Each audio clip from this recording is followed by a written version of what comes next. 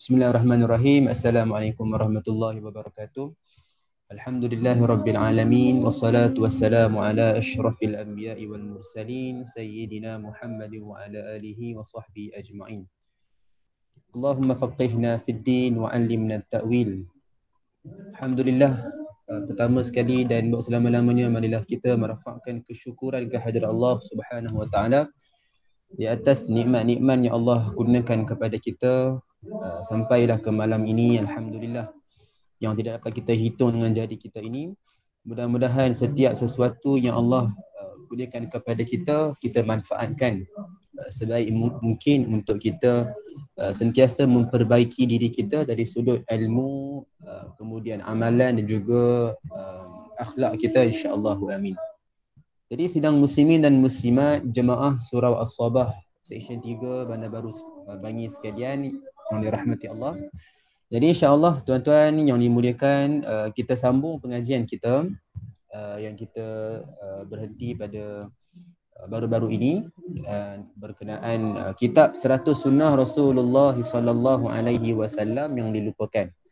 Jadi kita berhenti pada sunnah ke-43, insya-Allah kita sambung pada sunnah yang ke-44.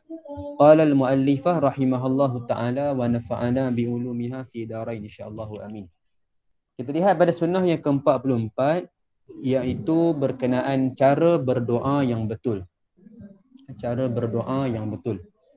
Dalam sebuah hadis daripada Abu Hurairah radhiyallahu anhu, katanya apabila masuknya seseorang ke dalam Islam, Nabi SAW akan mengajarnya bersolat, kemudian mengarahnya agar berdoa seperti berikut.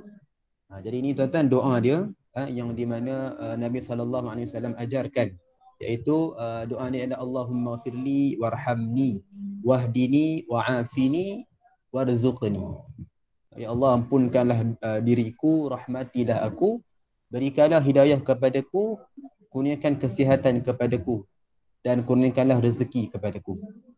Dalam riwayat yang lain, baginda merapatkan jari-jarinya kecuali ibu jari, kerana kesemua itu menghimpunkan kebaikan dunia dan akhirat. Hadis riwayat Imam Muslim nombor 2697, hadis yang sahih. Baik, sidang muslimin dan muslimat yang dirahmati Allah Subhanahu wa taala sekalian, di mana dalam hadis ini kita nampak satu perbuatan Nabi SAW. Khususnya yang kita nak bincangkan ialah cara berdoa yang betul. Sebenarnya berkaitan cara berdoa ini tuan-tuan, di mana kalau kita lihat ada pelbagai cara yang kita boleh amalkan. Bahkan dalam persoalan, adakah perlu untuk kita mengangkat tangan? Yang pertama berkenaan kita mengangkat tangan. Kemudian yang keduanya berkenaan kita menyapu tangan kita ke muka selepas maknanya kita ketika nak mengaminkan doa. Jadi dalam persoalan itu pun sebenarnya terdapat perbezaan kaedah dan juga pendapat dalam kalangan fuqaha sendiri. Baik, tuan-tuan, pertama sekali yang kita hendak bincangkan iaitu cara berdoa yang betul. Dalam keadaan Nabi SAW, di mana ada dalam setengah keadaan di mana Nabi SAW akan menadah tangan, dan ada setengah keadaan Nabi berdoa dalam keadaan tidak menadah tangan. Seperti contoh dalam riwayat hadis yang disebutkan bahawa bila mana Nabi hendak menuju ke sesebuah tempat, maknanya Nabi menunggang unta. Dalam keadaan unta itu bergerak, maknanya menaiki kenderaan, maka Nabi tidak akan menadah tangan. Nabi hanya sekadar memegang tali, dan Nabi membaca doa bergerak ataupun doa bermusafir, dan Nabi akan terus bergerak. Sama juga dalam keadaan Nabi membaca doa sebelum nak masuk ke dalam tandas. Jadi itu yang disebut, yang warid daripada hadis, yang mana memang tidak disebutkan secara khusus Nabi menadah tangan. Bahkan dalam solat kita pun tuan-tuan tak perlu untuk kita menadah tangan. Jadi di sini kita nampak dalam sesetengah keadaan ada doa yang tidak perlu untuk kita menadah tangan. Contoh yang paling mudah yang kita nampak ketika dalam solat, iaitu pada ketika kita sujud, yang mana Nabi sebut kita dekat dengan Tuhan, dan juga doa yang kita minta itu insya-Allah mustajab. Kemudian waktu selepas tahiyat akhir sebelum berikan salam. Juga yang di mana Nabi SAW ada ajarkan dua doa yang sunnah, yang khusus untuk kita baca selepas tahiyat akhir sebelum berikan salam. Dan saya yakin tuan-tuan dah biasa amalkanlah doa itu. Allahumma inni a'udzubika min azabi jahannam wa min azabil qabr wa min fitnatil mahya wal mamat wa min syarri fitnatil masihid dajjal. Jadi ini doa yang pertama. Doa yang kedua, Allahumma a'inni ala zikrika wa syukrika wa husni ibadati. Jadi doa yang pertama tuan-tuan yang disebutkan dalam riwayat Imamul Bukhari nombor 1377, dan doa yang kedua tadi dalam riwayat Imam Abu Daud nombor 1522. Jadi dua-duanya hadis yang sahih tuan-tuan. Jadi kita nampak di sini ada setengah keadaan Nabi tidak menadah tangan. Dan dalam keadaan yang lain, seperti mana yang kita dengar dalam hadis tadi, dalam riwayat Imam Muslim tadi tuan-tuan, di mana disebut Nabi menadah tangan. Nabi mengajarkan kepada lelaki tadi yang memeluk Islam menadah tangan, dan khususnya dalam riwayat yang lain disebutkan Nabi merapatkan jari kecuali pada ibu jari. Jadi maknanya tuan-tuan, ini antara cara yang boleh kita amalkan khusus ketika kita berdoa. Iaitu kita menadah tangan, kita merapatkan jari kita kecuali pada ibu jari. Sama ada kita buat maknanya ada gap di sini pun boleh, ataupun kita merapatkan kesemuanya kecuali ibu jari. Jadi kedua-dua ini cara di antara cara yang kita boleh amalkan. Tapi sebenarnya kalau kita lihat yang ulama sendiri amalkan pelbagai caralah. Tapi yang boleh kita nampak secara common yang biasa diamalkan, ibu jari mereka kalau kita perasan tuan-tuan, mereka akan merenggangkan sedikit. Jadi sebenarnya kerana terdapatnya hadis yang menyebutkan Nabi akan merenggangkan ibu jari ketika berdoa. Jadi ini antara cara kita berdoa yang kita menadah tangan. Sama ada kita nak menjarakkan di antara dua tangan dengan cara kita merapatkan jari semua kecuali ibu jari, ataupun kita merapatkan semua begini dan kita kecualikan ibu jari kita. Jadi kedua-dua ini tuan-tuan cara yang diperakui yang disebut sebagai sunnah Nabi SAW. Jadi ini yang warid daripada hadis lah yang disebutkan dalam hadis khusus berkenaan cara berdoa. Baik tuan-tuan, kita lihat sedikit apa yang disebutkan oleh ulama dalam memberikan huraian terhadap doa ni. Iaitu yang disebut oleh Imam Nawawi rahimahullahu ta'ala dalam kitabnya Al-Majmu'. Iaitu pertama berkenaan adab berdoa, antaranya yang disebut ialah kita memilih waktu yang sesuai. Kita memilih tempat, memilih keadaan, menghadap kiblat, mengangkat tangan, menyapu muka selepas selesai. Baik, ini yang diterima ataupun yang disebutkan sebagai adab oleh Imam Nawawi rahimahullahu ta'ala dalam kitabnya Al-Majmu'. Baik, kemudian tuan-tuan kalau kita lihat di manakah ataupun yang mana satukah hadis yang menjadi tuntutan untuk kita menyapu muka ni dengan kedua tangan selepas selesai berdoa, seperti mana yang disebut oleh Syekh Al-Mubarakfuri dalam kitabnya Tuhfatul Ahwaz, iaitu yang disebut menerusi hadis riwayat Imam At-Tirmizi nombor 3386. Ini hadis yang hasan yang diterima, cuma ada segelintir ulama yang menghukumkan hadis ini sebagai dhaif. Kerana di situ ada seorang perawi yang nama dia Hamad bin Isa yang disebut sebagai majhul, yang tidak diketahui. Jadi tuan-tuan, ada sebahagian ulama sebut hadisnya dhaif. Mana kata kita tidak menganggapnya sebagai sunnah menyapu muka dengan dua tangan selepas selesai berdoa. Dan ada ulama antaranya Imam Ibnu Hajar sendiri menyebutkan ianya hasan, maknanya diterima sebagai sunnah. Jadi di sini kita nampak ada perbezaan pendapat di antara ulama, dan apa kesimpulan dia, kedua-dua kita boleh amalkan. Sama ada kita nak aminkan doa kita ni dengan kita menyapu muka pun tak ada masalah, ataupun kita sekadar membaca doa dengan menadah tangan kemudian terus kita jatuhkan tangan tanpa menyapu muka pun tak ada masalah.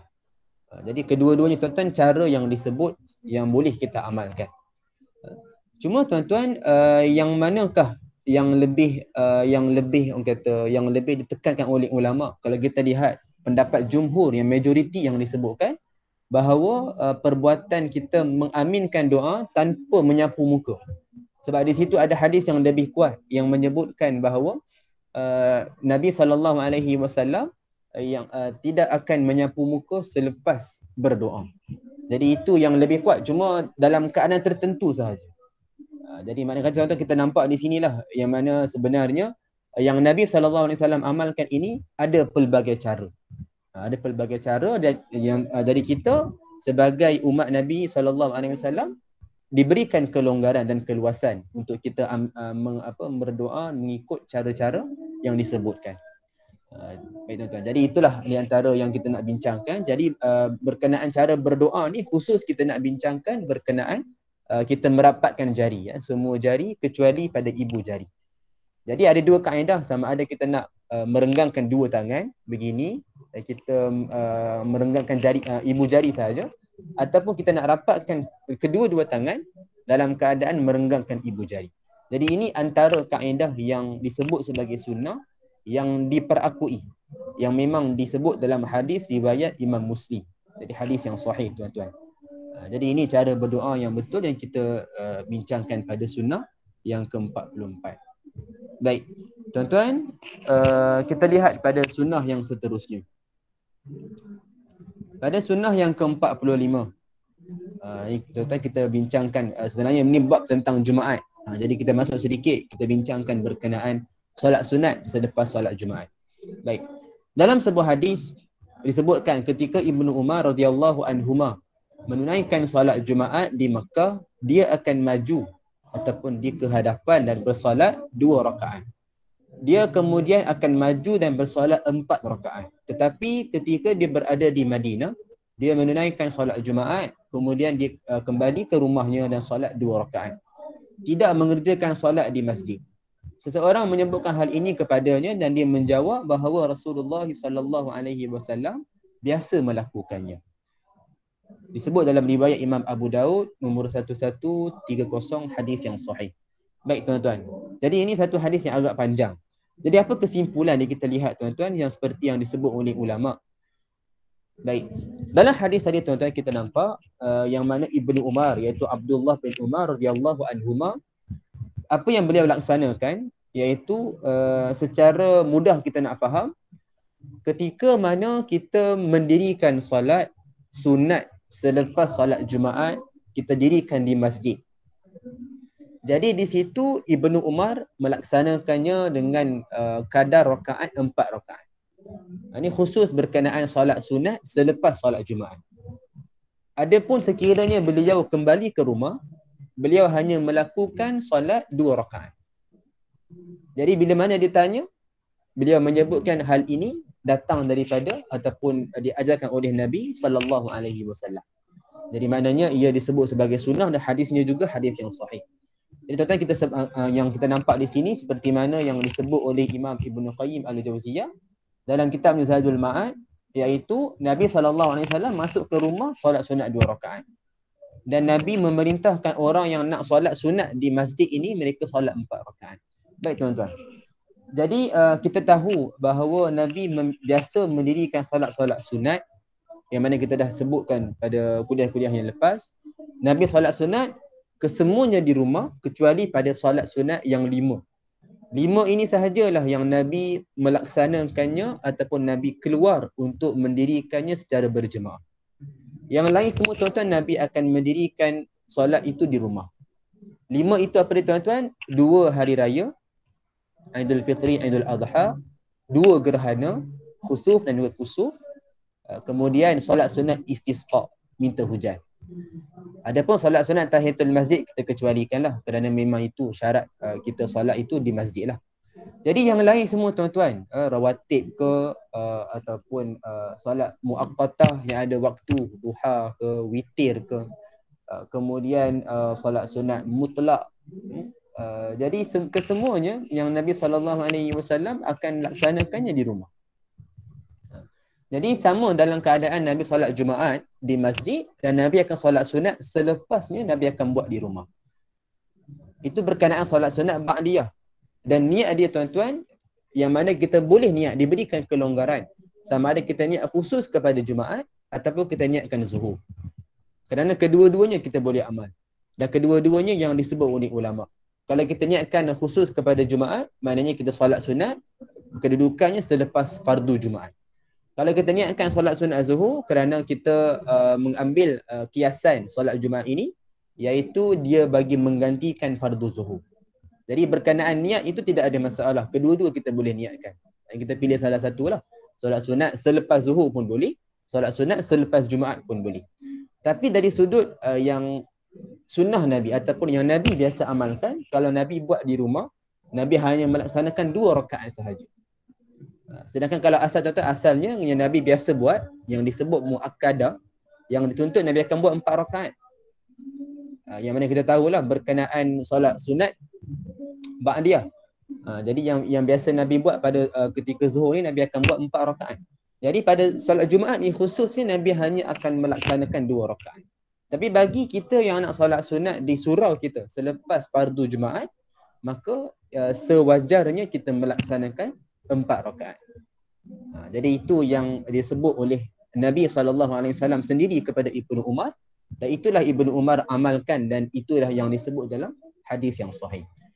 Jadi berkenaan tuan-tuan, kalau nak buat di rumah, nak buat lebih, nak buat 4 rakaat, tidak menjadi masalah. Kerana kita kiaskan kepada Zuhur lah. Cuma yang disebut dari sudut sunnahnya, Nabi hanya melaksanakan 2 rakaat. Ini khusus pada Jumaat sahaja. Kalau apa dari sudut sunnah lah. Jadi dari sudut amalan kita tak menjadi masalah. Kita nak buat lebih pun dibenarkan. Maknanya 4 rakaat lah. Jadi kita kiaskan kepada solat Zuhur. Berkenaan solat sunat sebelum tuan-tuan, kalau kita lihat dari asalnya yang berlaku pada zaman Nabi SAW, di mana azan hanya sekali. Tidak ada 2 kali. Azan hanya sekali, dan setelah azan terus Nabi akan naik ke minbar dan berkhutbah. Maka di situ pada asalnya tidak ada solat sunat qabliyah. Kerana itu yang biasa berlaku pada zaman Nabi. Jadi yang syariat 2 kali azan tuan-tuan berlaku setelah itu pada zaman khulafa. Jadi pada asalnya sunnah yang hendak kita laksanakan sebelum Zuhur, maknanya sebelum Jumaat, maka tidak ada. Pada asalnya sunnah. Tapi kalau kita nak buat tuan-tuan, kita boleh niatkan, kita kiaskan kepada Zuhur. Maknanya dia asal kepada kiasan, kepada Zuhur. Jadi kita boleh solat sama ada 2 rakaat pun boleh ataupun 4 rakaat. Kalau dalam yang biasa kita amalkan 2 rakaat lah. Kalau yang biasa mazhab Hanifah, Imam Abu Hanifah, mereka amalkan 4 rakaat. Kerana bagi mereka berpandangan ijtihad ulama mereka memutuskan 4 rakaat itu afdal. Mereka kiaskan sama seperti Zuhur. Jadi afdal sebab yang biasa Nabi buat 4 rakaat yang disebut dalam hadis. Jadi kerana itu maka mereka kiaskan juga 4 rakaat. Maka mereka pun melaksanakan 4 rakaat sebelum solat Jumaat. Jadi berkenaan asal sunnahnya tidak ada. Asal yang Nabi laksanakan tidak ada. Jadi kalau kita buat itu hanya kiasan kepada solat Zuhur tuan-tuan. Baik. Berkenaan lagi satu, antara sekiranya kita masuk lewat ke surau kita, jadi kita tahu kita masuk lewat, khutbah ni sedang dijalankan. Pada waktu itu tuan-tuan, khususnya pada waktu itu sekiranya terlewat, apakah solat sunat yang lebih afdal kita niatkan? Jadi tuan-tuan, sebenarnya kisah ini dah berlaku pada zaman Nabi SAW. Kalau kita lihat balik dalam hadis riwayat Imam Muslim nombor 1945. Tak salah saya tuan-tuan. Maaf tuan-tuan, nombor 930. Hadis riwayat Imam Al-Bukhari. Nombor 930. Di mana dalam hadis itu disebutkan ja'a rajulun wa Nabi sallallahu alaihi wasallam yakhtubun nas yaumul Jumaah. Datang seorang lelaki dalam keadaan Nabi sallallahu alaihi wasallam sedang berkhutbah pada hari Jumaat. Kemudian beliau lelaki itu terus duduk. Dan Nabi perasan beliau terus duduk, dan Nabi pun tanya kepada dia.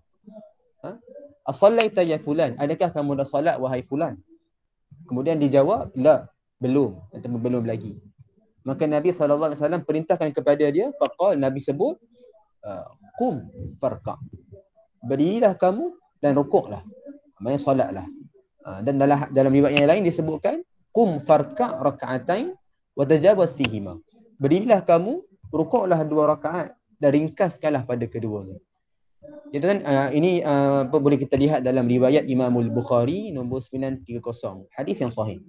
Itu daripada hadis ini sebenarnya ulama lebih cenderung menyebutkan seperti mana yang disebut oleh Imam Ibn Battal sendiri dalam kitab syarahnya, Syarah Sahih Al-Bukhari, iaitu ulama lebih cenderung menyebutkan afdal kita mendahulukan tahiyatul masjid. Solat 2 rakaat tahiyatul masjid itu mendahului. Yang kita buat 2 rakaat yang ringkas itu tuan-tuan, kita niatkan tahiyatul masjid. Kerana pada asal tidak ada solat sunat yang Nabi laksanakan pada zaman Nabi. Jadi tuan-tuan, pada zaman kita juga, sekiranya kita terlewatlah pergi ke surau dalam keadaan khatib sedang berkhutbah, maknanya sama seperti mana yang berlaku pada zaman Nabi. Jadi asalnya tuan-tuan, kita masuk ke dalam surau dalam keadaan jangan duduk lagi, dan kita solat 2 rakaat. Kita niatkan khusus kepada solat sunat tahiyatul masjid. Kerana kita ikut balik seperti mana yang berlaku pada zaman Nabi SAW. Jadi itu lebih afdal kita laksanakan berbanding solat sunat sebelum Jumaat. Kerana itu tidak ada, pada asal tidak ada. Jadi kalau kita buat pun hanya kiasan. Jadi maknanya kalau kita nak laksanakan pun, bila kita timbang ataupun kita bandingkan solat sunat tahiyatul masjid dan juga solat sunat qabliyah ini, khusus pada Jumaat, disebabkan solat sunat tahiyatul masjid itu yang lebih diutamakan. Kerana tidak ada solat sunat qabliyah. Maka tuan-tuan di situ kita kalau terlewat, maka kita niatlah solat sunat tahiyatul masjid. Jadi itu dari sudut amalan yang kita perlu buat bagi menepati kaedah yang disebutkan sebagai sunnah Nabi SAW. Jadi itu berkenaan solat sunat selepas solat Jumaat. Jadi tuan-tuan, ringkasnya apa dia? Jadi maknanya sebelum solat Jumaat asalnya tidak ada solat sunat. Jadi kalau kita buat boleh kita niatkan, kita kiaskan kepada solat zuhur, maknanya solat sunat sebelum zuhur. Jadi bila mana kalau bertembung kita datang lambat, maka kita niatkan tahiyatul masjid kerana itu yang lebih aula, lebih kita utamakan. Adapun berkenaan solat sunat selepas solat Jumaat, kalau ikut dari sudut sunnahnya yang Nabi biasa amalkan di rumah, dan Nabi hanya laksanakan 2 rakaat sahaja. Jadi itu yang afdal. Bagi yang nak buat lebih, maka mereka boleh dibenarkan dengan cara kiaskan kepada solat zuhur. Adapun bagi yang solat sunat ba'diyah selepas Jumaat ini, yang di surau, di masjid ataupun di surau, maka cukup sekadar mereka melaksanakan 4 rakaat. Seperti mana yang Nabi SAW pesankan kepada Ibnu Umar radhiyallahu anhuma. Baik, insya-Allah kita sambung lagi tuan-tuan. Kita lihat pada slide yang seterusnya. Cuba saya buka dalam slide yang lain ni. Baik. Kita lihat pada sunnah yang seterusnya. Baik, tuan-tuan, kita masuk ini sebenarnya pada bab yang baharu. Pada bab yang baharu berkenaan qiraatul Quran, iaitu membaca Al-Quran. Jadi satu je sunnah dia, sunnah yang ke-46, iaitu tadarus Al-Quran pada malam-malam Ramadan. Jadi ini lebih khusus berkenaan Ramadan tuan-tuan. Tapi kita ambil jugalah faedah dia. Baik, dalam sebuah hadis daripada Ibnu Abbas radhiyallahu anhuma, katanya Nabi SAW adalah seorang yang sangat pemurah dalam perkara kebaikan, dan sifat pemurah baginda semakin memuncak ketika Ramadan. Ketika Jibril ataupun Jibril alaihi salam menemuinya pada setiap malam Ramadan, Rasulullah SAW selesai mengulangi, iaitu bertadarus Al-Qurannya kepada Jibril ataupun Jibril alaihi salam. Apabila Jibril atau Jibril alaihi salam menemuinya, baginda lebih pemurah dengan kebaikan daripada angin yang berhembus. Riwayat Imamul Bukhari nombor 1902, hadis yang sahih. Baik tuan-tuan, jadi ini sebenarnya lebih khusus berkenaan bulan Ramadan, iaitu antara amalan yang kita perlu titik beratkan, iaitu pembacaan Al-Quran, khususnya dari sudut kita bertadarus tuan-tuan. Baik, kita lihat dulu apa yang disebut oleh ulama dalam memberikan huraian kepada hadis tadi. Baik, pertama sekali tuan-tuan yang kita perlu fahami dari sudut makna istilah dahulu.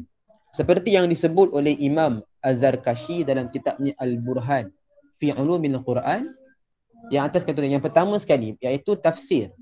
Makna tafsir itu ialah dia lebih khusus kepada kefahaman kitabullah dan penjelasan makna, pengeluaran hukum hakam dan juga hikmah.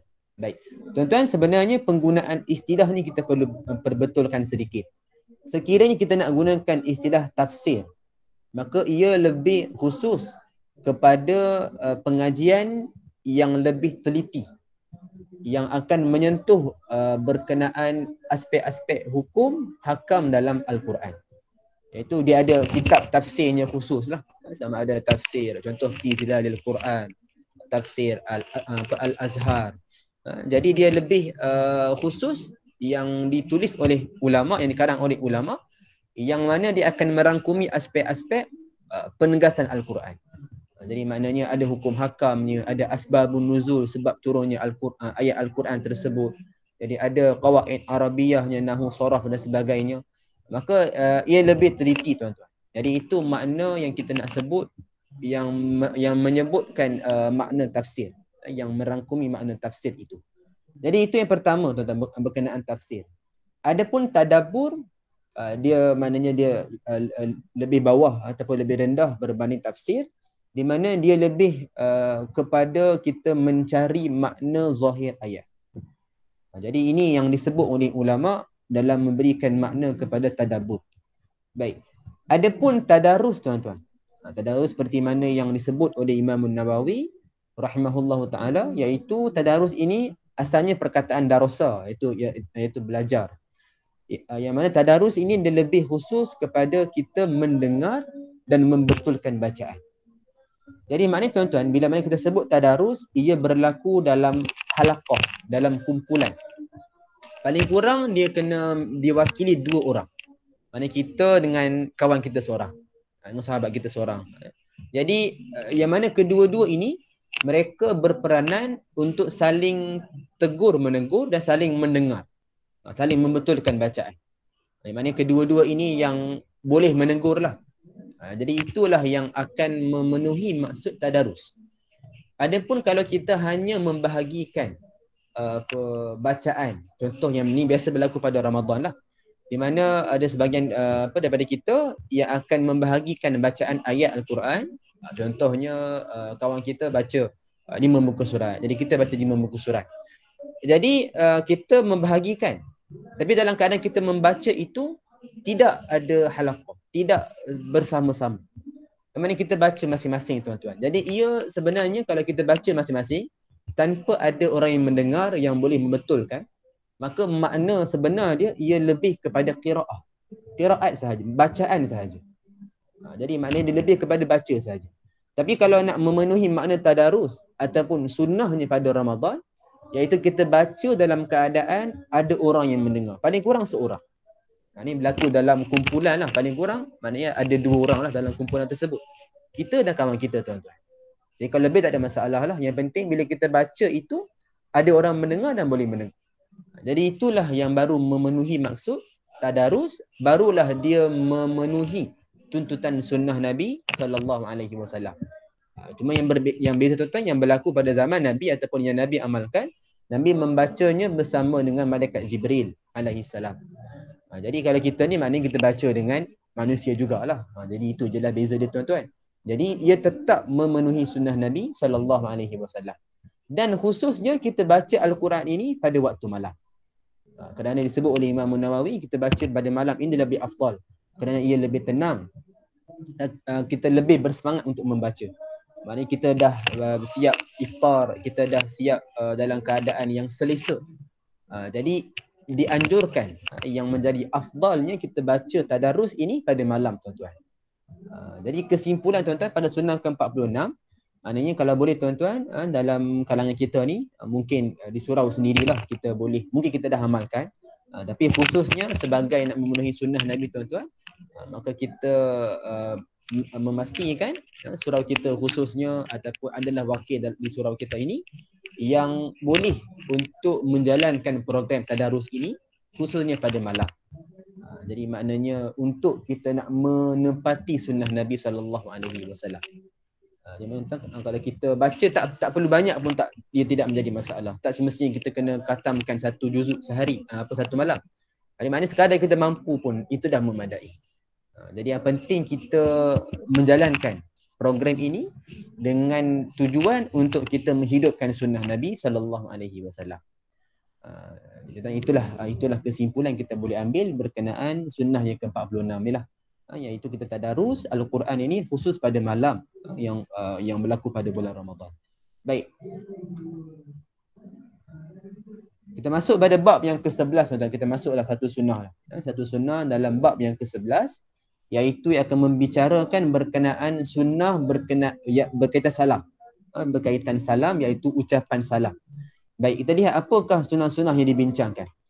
Pada sunnah yang ke-47, ada 3 hadis, tuan-tuan, yang kita akan lihat. Baik, iaitu orang yang solat menjawab salam dengan isyarat. Hadis yang pertama daripada Jabir bin Abdullah radhiyallahu anhu, katanya Rasulullah sallallahu alaihi wasallam pernah mengutusku untuk suatu keperluan. Setelah itu aku mendapati baginda sedang mengerjakan solat, aku mengucapkan salam. Maknanya dengan sengaja. Maknanya beliau tahu aku mengucapkan salam dan baginda menjawab salamku dengan isyarat.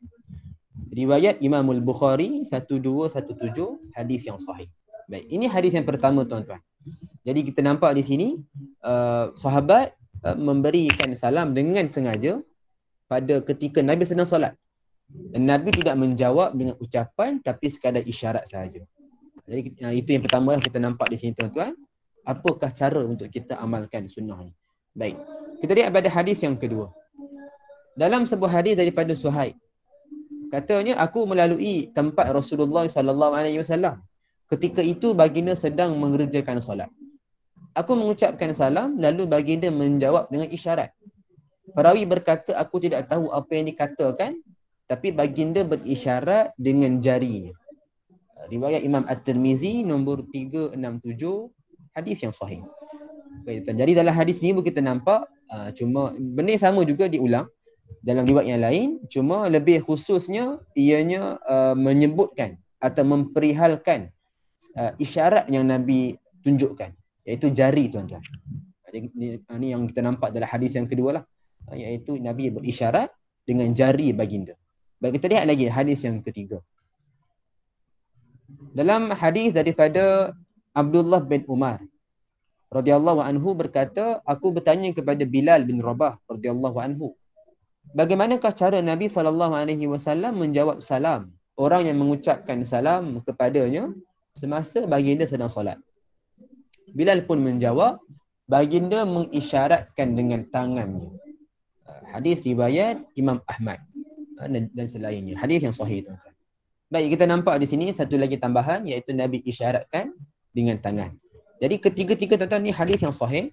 Jadi kita nampak daripada ketiga-tiga hadis ini secara mudah yang kita faham, iaitu ketika mana solat, bila mana kita mendengar ucapan salam yang diberikan oleh orang lain, maka kita nampak yang seperti mana disebut oleh Imam Nawawi rahimahullahu ta'ala, iaitu dalam kitab Syarah Muslim, iaitu haram, tidak boleh, tidak dibenarkan sama sekali menjawab salam dengan ucapan ketika solat.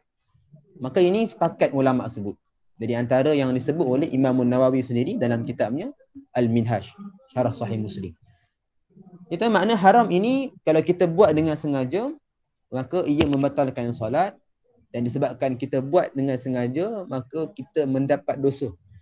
Maknanya kita buat sengaja, sedangkan perbuatan itu kita tahu ianya haram. Jadi maknanya di situ dia membatalkan solat dan mendapat dosa, kerana kita sengaja menyebabkan kecacatan pada solat kita. Bukan hanya cacat, maknanya kata dia menyebabkan solat kita terbatal. Sebab dia anggap perbuatan kita menjawab salam dianggap sebagai perbualan. Kerana pada solat ini, tuan-tuan, kita tahu khususnya dalam solat, hubungan kita ataupun interaksi kita ini antara kita sebagai hamba dan juga Allah Subhanahu Wa Taala. Jadi ia sebenarnya dua hala sahaja. Maksudnya kita dengan Allah. Jadi apa yang berlaku dalam solat itu hanya antara kita dengan Allah. Jadi maknanya, tuan-tuan, dalam keadaan itu sampaikan apa sahaja yang berlaku di sekeliling kita, maka tak perlu kita untuk melayannya. Termasuklah menjawab salam, kerana asalnya menjawab salam ni dihukumkan wajib. Kerana itu salah satu hak yang perlu kita penuhi kepada saudara muslim yang lain. Tapi dalam solat ini dikecualikan. Maka yang disebut sebagai harus iaitu kita menjawab salam dengan isyarat ketika solat. Baik tuan-tuan, di sini sebenarnya ada khilaf. Ada ulama yang sebut sunat. Ada ulama yang berpendapat harus. Iaitu yang pasti bukan wajib.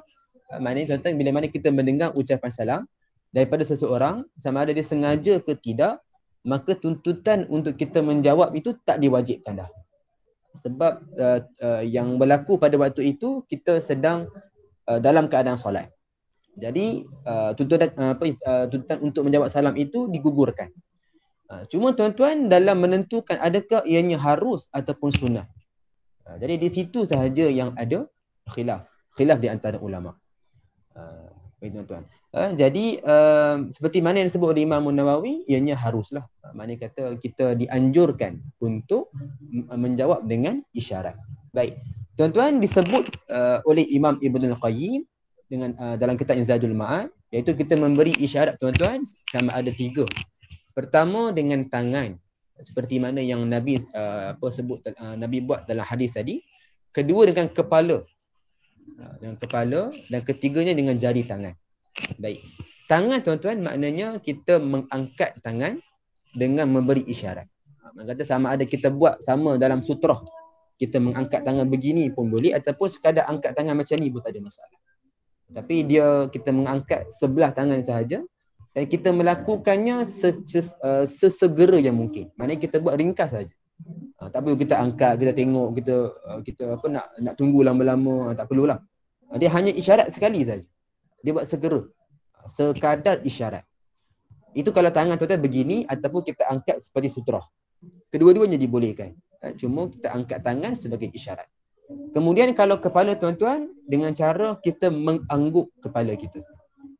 Jadi maknanya kita pilihlah salah satu. Sama ada kita nak tangan ataupun kepala, kita angguk kepala. Ataupun yang ketiga dengan jari tangan, iaitu kita mengangkat seperti nak sebut syahadah. Ataupun kita mengangkat seperti mana yang kita dah bincangkan pada sunnah yang sebelum tuan-tuan, berkenaan kita mengangkat ketika khutbah Jumaat. Ini bagi khatib lah khususnya, dia disunatkan untuk mengangkat jari telunjuk saja, isyarat. Jadi beginilah tuan-tuan, dia angkat. Jadi kita boleh pilih salah satu daripada 3 ni. Tapi biasanya kita buat tangan lah, sebab itu yang lebih common yang kita biasa buat. Tapi dari sudut amalan kita boleh buat juga sama ada kepala ataupun jari tangan. Baik tuan-tuan. Jadi itu yang kita bincangkan tuan-tuan. InsyaAllah kita sambung selepas azan isyak nanti lah. Azan isyak. Wallahu ta'ala a'lam. Bismillahirrahmanirrahim. InsyaAllah tuan-tuan kita sambung sikit lagi. Kita ringkaskan tuan-tuan, kita simpulkan pada malam ni. Baik tuan, sebagai imbasan balik yang kita dah dengar pada malam ni berkenaan sunnah-sunnah Nabi SAW. Itu tuan-tuan, sunnah yang ke-44, cara berdoa yang betul. Ringkasan dia bagaimana tuan-tuan, yang disebut dalam riwayat Imam Muslim, sama ada kita merapatkan jari begini. Pertama, sama ada kita memberikan gap di antara 2 tangan dan kita merenggangkan ibu jari sahaja. Ini yang pertama. Ataupun yang kedua, kita boleh rapatkan kedua-dua tangan dengan cara kita merenggangkan ibu jari. Jadi ini antara yang disebut oleh yang dalam hadis dan disebut oleh ulama yang mana diamalkan oleh mereka. Tapi mungkin kita nampak ada cara yang lebih berbeza lah yang mana kita boleh amalkan. Jadi tuan-tuan, ia lebih kepada kehendak sunnah lah. Kehendak sunnah, jadi itu antara cara yang kita boleh amalkan. Kita rapatkan jari kita tuan-tuan. Baik, ini yang ke-44. Seterusnya pada sunnah ke-45, iaitu berkenaan solat sunat selepas solat Jumaat tuan-tuan. Maka di situ kita nampak berkenaan solat sunat selepas solat Jumaat yang Nabi SAW perintahkan kalau kita buatnya di surau kita, maka kita tuntut untuk melakukannya 4 rakaat. Adapun kalau kita buat di rumah, maka cukup sekadar 2 rakaat. Tapi sekiranya kita nak buat lebih, tidak ada masalah, dibenarkan. Maka kita kiaskan kepada solat zuhur. Tapi asal sunnahnya kita buat hanya 2 sekiranya kita buat di rumah. Baik tuan-tuan. Jadi itu yang ke-45. Maksudnya yang ke-46 iaitu berkenaan tadarus Al-Quran. Itu khususnya kita baca dalam keadaan kumpulan halaqah. Jadi paling kurang tuan-tuan 2 orang dan kita bacanya pada malam, itu lebih afdal. Dan yang terakhir pada 47 iaitu kita menjawab salam dengan isyarat. Tetapi maka dia tak wajib sebenarnya, dia hanya sama ada sunat ataupun harus. Itu yang menjadi khilaf. Tapi dituntut untuk kita menjawab dengan isyarat, sama ada kita mengangkat tangan ataupun kita mengangguk kepala ataupun kita mengangkat jari kita, tuan-tuan. Jadi itulah tuan-tuan yang kita bincangkan pada malam ni, yang mudah-mudahan yang bermanfaat kepada tuan. Wallahu taala alam. InsyaAllah sambung pada masa akan datang nanti insya-Allah. أقول قولي هذا ونستغفر الله العظيم لي ولكم سبحان الله وبحمدك أشهد أن لا إله إلا أنت أستغفرك وأتوب إليك بسم الله الرحمن الرحيم والعصر إن الإنسان لفي خسر إلا الذين آمنوا وعملوا الصالحات وتواصوا بالحق وتواصوا بالصبر والسلام عليكم ورحمة الله وبركاته.